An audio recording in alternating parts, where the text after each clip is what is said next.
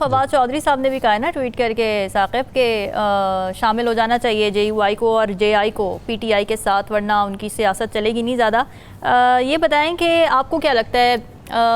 کیا نیگوسیشن کی طرف جانے کی کوئی پاسبلٹی ہے یا بالکل بے بسی ہے؟ اور جو پروپوزل جیسے کہ پی ٹی آئی کے دور میں جس طرح سے راؤ خالد صاحب نے بتایا کہ دی گئی یہ باتیں کی گئیں کہ اس طرح سے حل ہو سکتا ہے، یہ معاملہ ہو سکتا ہے، یہ کرپشن فورنزک آڈٹ،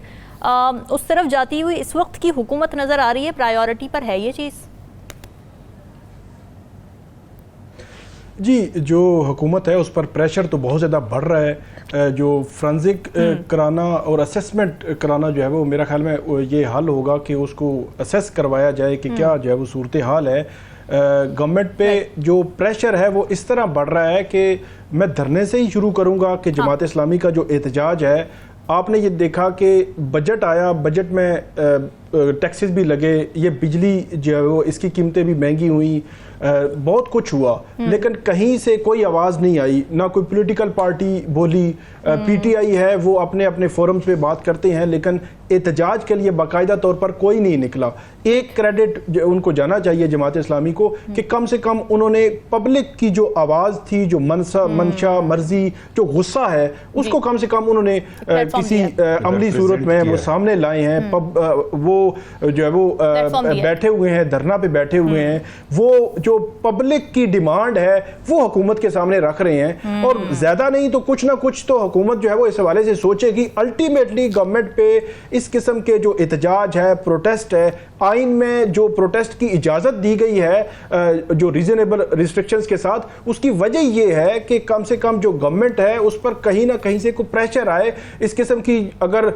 جو عوام مخالف جو اس قسم کی جو پالیسیز ہیں جس میں عوام جو ہے وہ اس مہنگائی کی چکی کے پیچھے جو ہے نیچے جو ہے وہ پس رہی ہے، ہر لحاظ سے وہ ٹیکسز ہوں یا دیگر چیزیں ہوں، تو اس معاملے میں یہ جو دھرنا ہے میرا خیال ہے اس کا ایک پازیٹیو رول ہوگا کل۔ بلکہ انہوں نے محاذرائی کی بھی کوشش نہیں کی، یہ بھی ایک اچھی چیز ہے کہ وہ راولپنڈی میں بیٹھے ہوئے ہیں۔ اگر اسلام آباد یا فیض آباد کے اس مقام پہ ہوتے تو زیادہ جو ہے وہ ایشوز ہوتے۔ اس کے علاوہ جو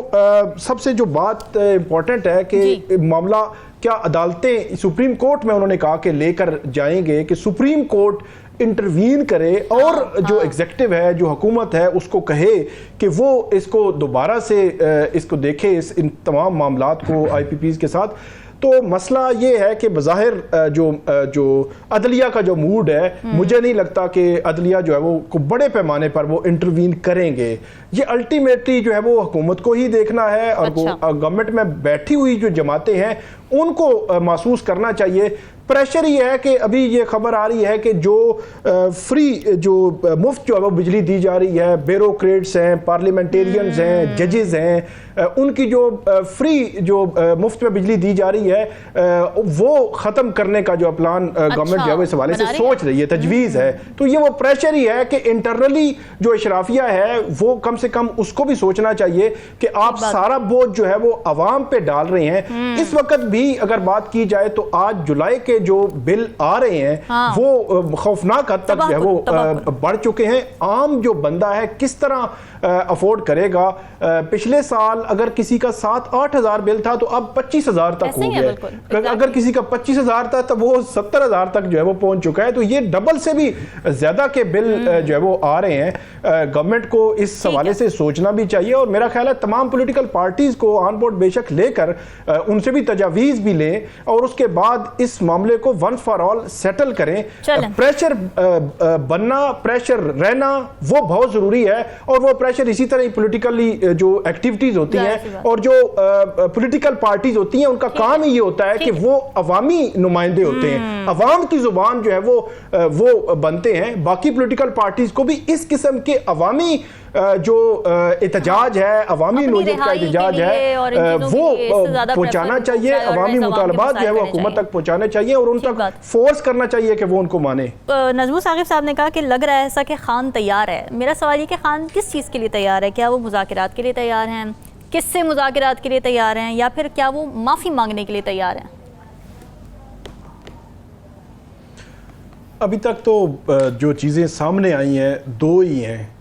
اس کے علاوہ ساری assumptions کی بنیاد پر سارے لوگ جو ہے وہ بات کر رہے ہیں کہ کیا ہونے جا رہا ہے, کچھ تبدیلی آ رہی ہے. ایک انہوں نے بیان دیا تھا کہ انہوں نے کہا کہ جب میں اگر گرفتار ہوں تو GHQ کے باہر پرامن احتجاج, انہوں نے کہا کہ میں نے اپنے ورکرز کو کہا تھا. یہ انہوں نے میڈیا سے بات کرتے ہوئے اور دوسری انہوں نے وہی بات کی کہ انہوں نے جو اسٹیٹمنٹ دی آرمی چیف صاحب کے حوالے سے, تو ان دو بیانات کے علاوہ تیسری کوئی چیز ابھی تک جو ہے وہ ریکارڈ پہ نہیں آئی. لیکن پچھلے 3-4 روز سے یہ ایک تاثر جو ہے وہ بنا ہے, جو تاثر 8 فروری سے پہلے جو PTI نون لیگ جو ہے انہوں نے بنایا تھا, اور وہی ان کی جو ہے وہ کیا کہتے ہیں کہ